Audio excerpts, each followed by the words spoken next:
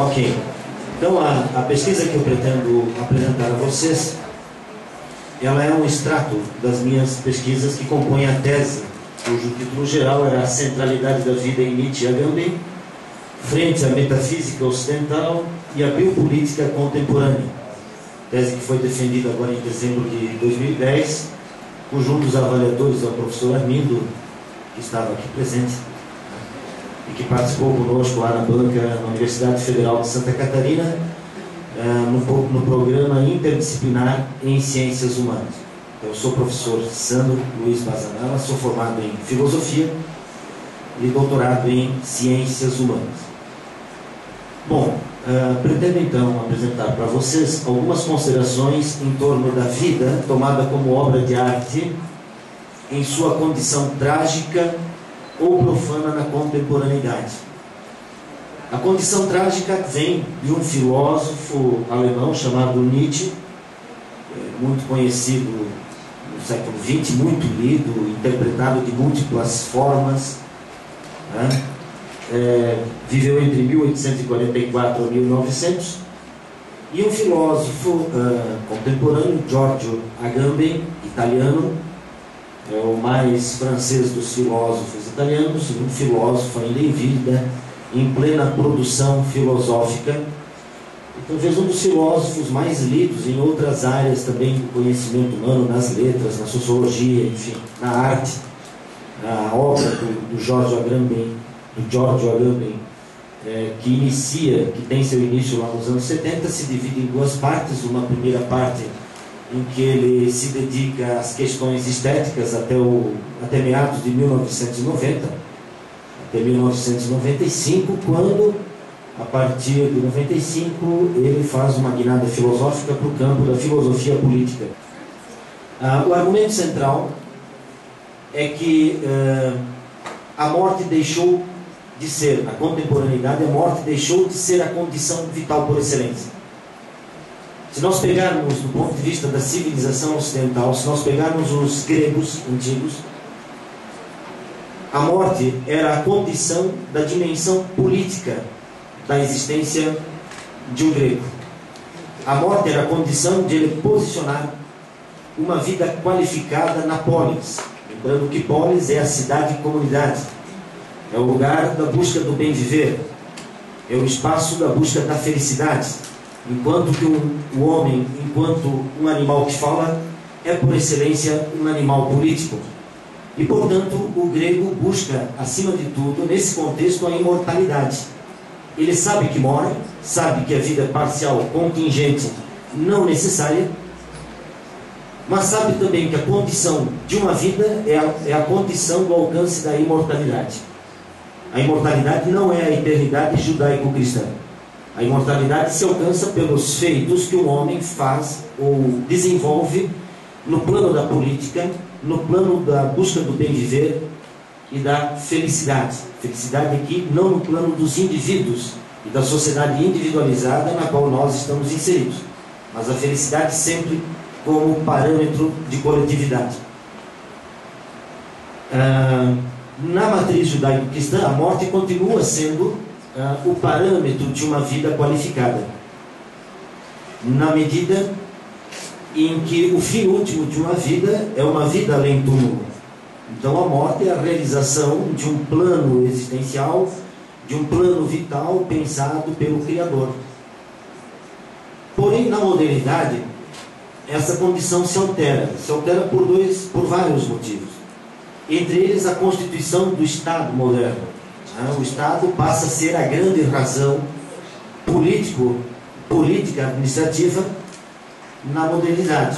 Nietzsche dirá que o Estado se transforma numa transcendência. Ou seja, se a modernidade mata Deus, mas pelo fato de não conseguir esconder o seu cadáver, ela elege outras transcendências. Transcendência, para Nietzsche, implica em todas aquelas formas que dão amparo, sentido e finalidade à existência humana. Então, na Grécia Antiga, recapitulando, a polis era a condição da existência humana, de uma vida qualificada. Na matriz judaico-cristã, essa condição, a condição da vida, é a condição de Deus, de um Deus único.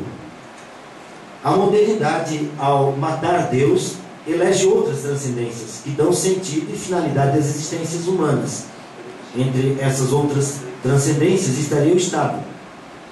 O Estado, a ciência, a técnica, são todas elas, segundo Nietzsche, transcendências. Acontece que o Estado, ele se organiza a partir de um contrato social, e esse contrato social transfere ao Estado a ideia de poder soberano. Então, a partir de Hobbes, Locke e Rousseau, a partir da leitura do contrato social, nós temos a emergência de um poder soberano que passa a decidir sobre a vida e a morte dos indivíduos. Então, vejam bem, nós já não temos mais cidadãos, nós já não temos mais a comunidade, a eclésia da matriz judaico-cristã. Nós temos uma sociedade de indivíduos que terão suas vidas administradas, gerenciadas por essa transcendência que é o Estado, por essa grande razão política e administrativa.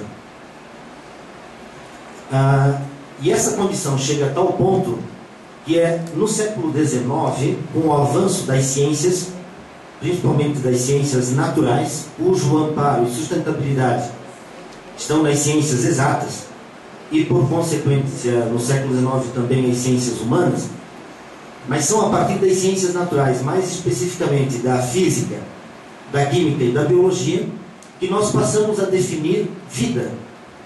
Até o século XIX não há um conceito na ocidentalidade de vida.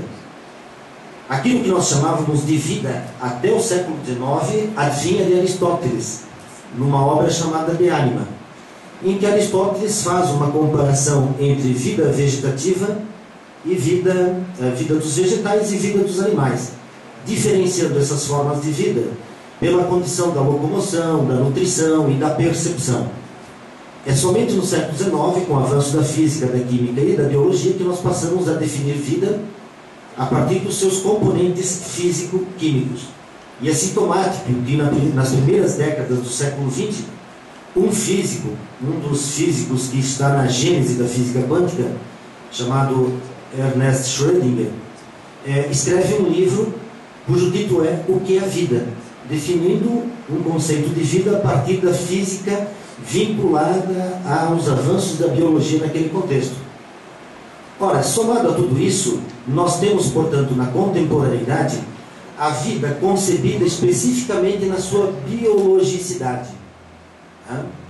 E aí, também na contemporaneidade, a partir da leitura mais especificamente de Agamben, mas de certa forma também anunciada já por Nietzsche, nós temos uma razão de Estado cujo poder soberano passa a ser a administrabilidade sobre a dimensão da vida biológica dos indivíduos. Isso é muito importante perceber, porque no mundo antigo a dimensão biológica não tem sentido para o grego, porque ela é efêmera, porque ela morre, porque ela é contingente. O que importa sempre para o grego é uma vida qualificada. Também na matriz judaico-cristã, a vida biológica não é algo necessário e fundamental. Afinal, o corpo é cárcere da alma, é o lugar, enfim, do pecado e de uma série de outras vinculações próprias da matriz judaico-cristã. Portanto, é somente na modernidade, mais especificamente na contemporaneidade, que a vida biológica passa a ser a condição prioritária das nossas existências. E nesse sentido, importa ao Estado fazer viver e deixar morrer. Até o início da modernidade, a dimensão da política implicava no controle, no direito que o soberano tem de morte sobre os indivíduos. Fazer morrer ou deixar viver.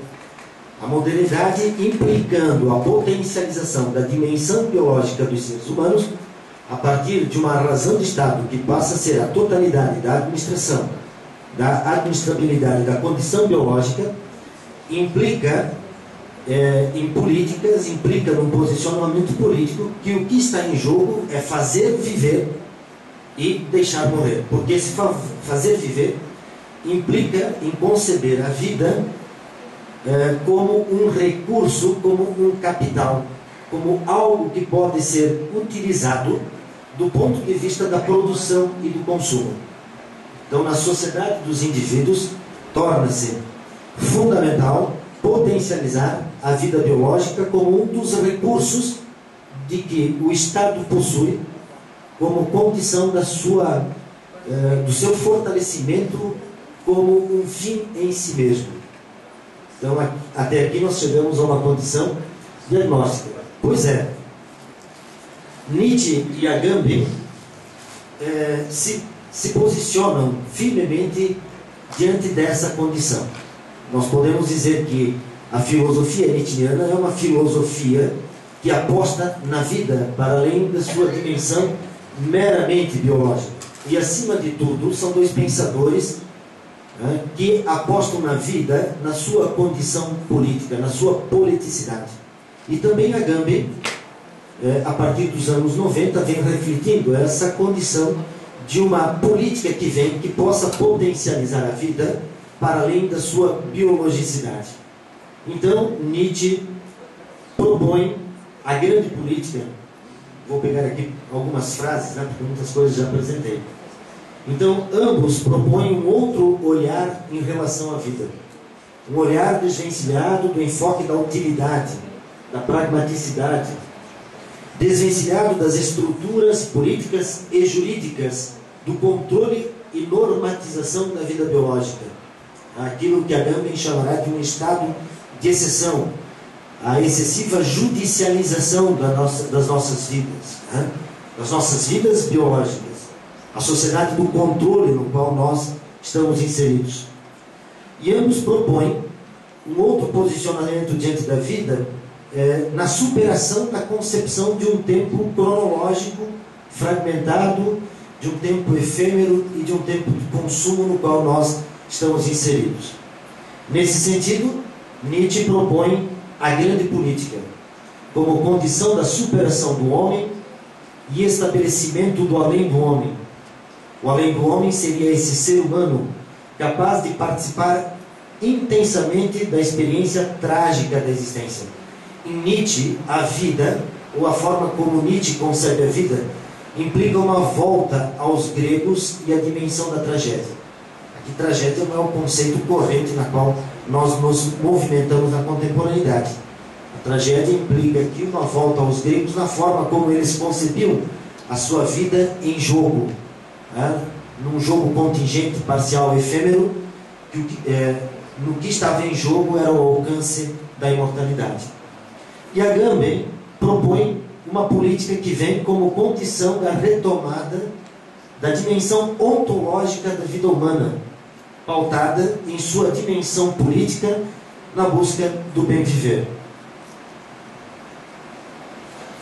Então, diante de uma contemporaneidade marcada pela morte de Deus, pela revitalização de novas transcendências, Nietzsche e Agamben buscam uma forma de pensar e viver a vida na intensidade imanente e contingente do mundo.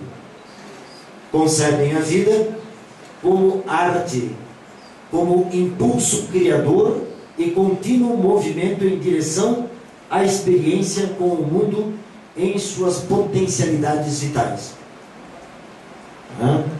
Nietzsche concebe o mundo e a vida como totalidades de força em movimento, de constante criação e recriação de si.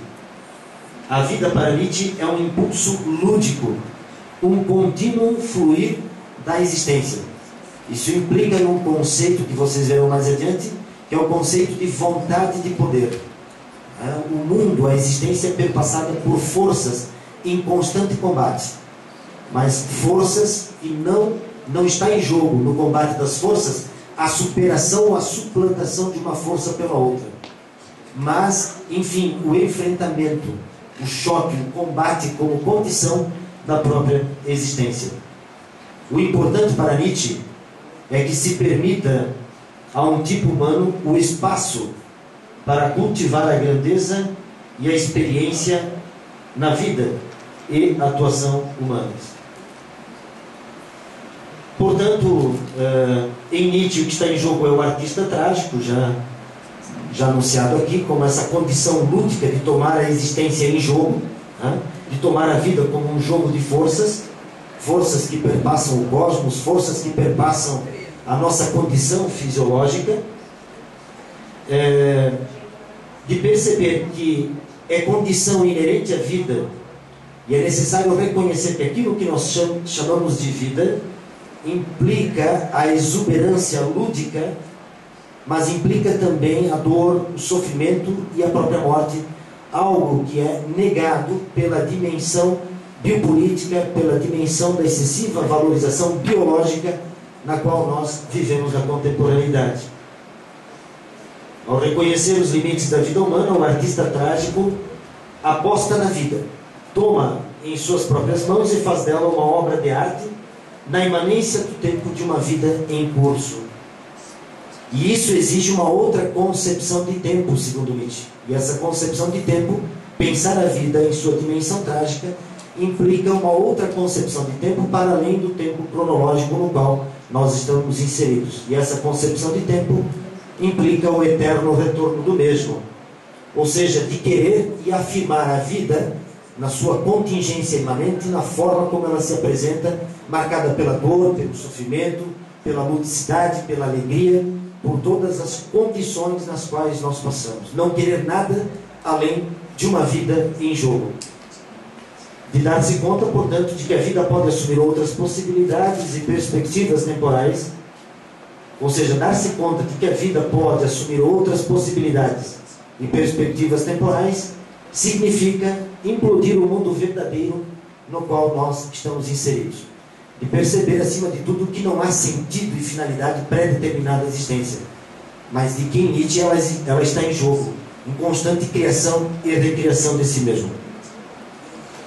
Bom, o que está em jogo para Agamben, em pleno século XX, e confrontando aqui com Nietzsche, implica pensar a forma de vida que vem a partir dos imperativos biopolíticos que se sobrepõem à nossa condição existencial contemporânea.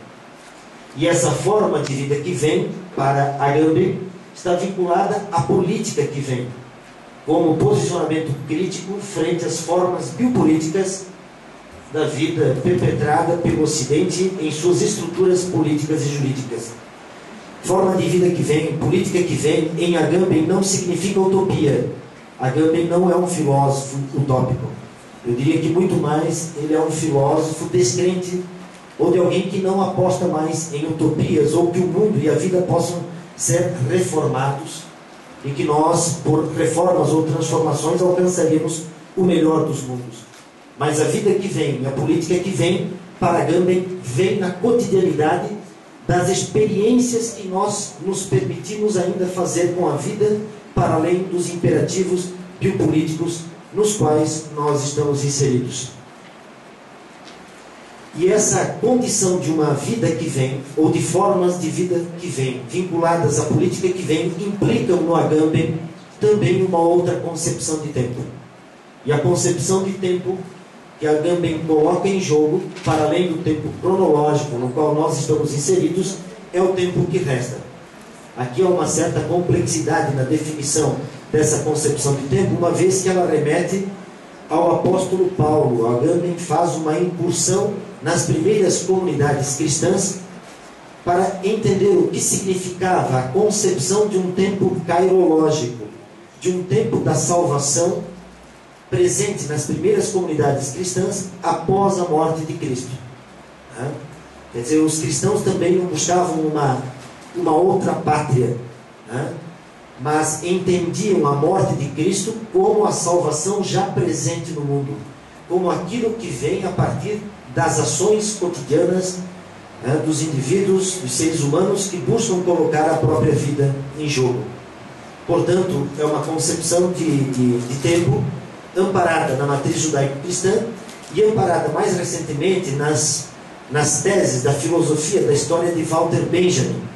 Quem já leu Walter Benjamin nas suas teses sobre a filosofia da história, terá na nona tese uma discussão muito profunda sobre uma concepção de tempo kairológico de fundo judaico-cristão, ou muito mais de fundo cristão, que implica uma concepção de tempo que surge em cada momento a partir das ações que cada ser humano desenvolve no sentido de tomar a sua existência nas próprias mãos, e não submetido à condição de um tempo cronológico, de um tempo programado de vida biológica, de consumo e de produção ou de gestão da própria vida, no qual nós estaremos inseridos. Portanto, para Agamben, a tarefa da política que vem consiste em profanar as categorias políticas que configuraram as estruturas políticas que aprenderam a vida em sua condição biológica. Então aqui há um outro conceito em Agamben,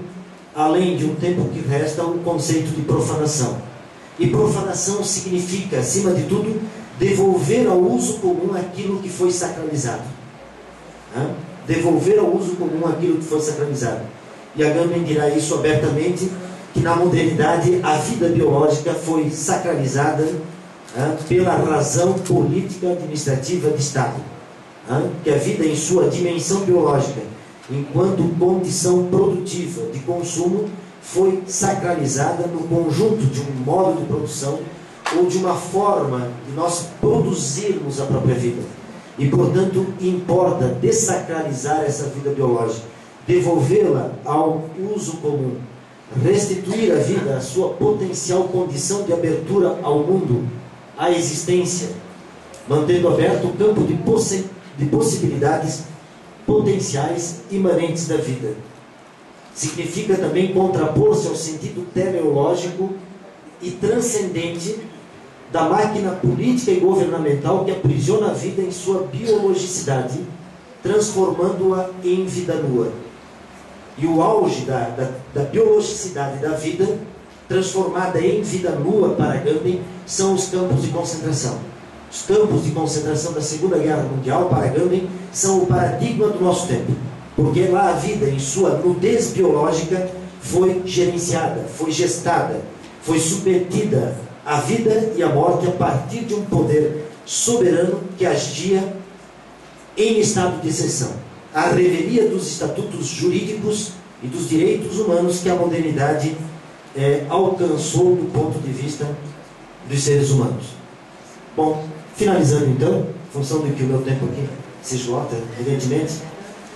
Então, em Nietzsche, a grande política implica o mundo, a vida como vontade de poder, implica uma condição temporal vinculada ao eterno retorno do mesmo, e isso se desdobra numa vida concebida como obra de arte em sua dimensão trágica. Trágico, portanto, para Nietzsche é a condição ontológica, política e ética por excelência de uma vida qualificada. A tragicidade da vida é dar-se conta de que não há outro mundo, outra vida para se viver, e, portanto, importa vivê-la na intensidade da sua realidade contingente e imanente. E em Agamben, a política que vem implica necessariamente em profanar os dispositivos biopolíticos ocidentais.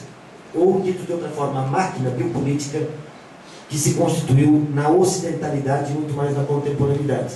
A vida como potência do pensamento, aqui há uma vinculação aristotélica do pensamento de Agamben. A condição temporal é a condição de um tempo que resta, não há um futuro promissor, não há pátrias futuras, não há uma vida além dessa, e portanto o que importa é transformarmos o nosso tempo existencial na melhor vida possível. A vida é concebida como obra de arte na imanência absoluta em sua multiplicidade de potencialidades. A exigência que se impõe aos artistas é que vivam intensamente a experiência vital em curso como condição ontológica, política e ética. Na medida em que, diante da biologicidade das nossas vidas, nós perdemos a condição da experiência e nós apenas fazemos experimentos cotidianos, efêmeros, transitórios, no afã de novos experimentos. Bom, e aí terminamos com duas epígrafes, Uma delas, viver é repelir constantemente para longe de nós tudo aquilo que deseja morrer. Viver é ser cruel e impiedoso para tudo que envelhece e enfraquece em nós e mesmo além. E a vida como potência do pensamento em Agamben significa, antes de tudo, afirmá-la em sua inapreensibilidade, em sua não definibilidade técnica e científica, em seus usos políticos vinculados à sistemática da produção da vida nua no estado contemporâneo de exceção. Então termino por aqui, agradeço a paciência e desculpem os detalhes técnicos aqui, agradeço ao Reinaldo pelo apoio. Muito obrigado.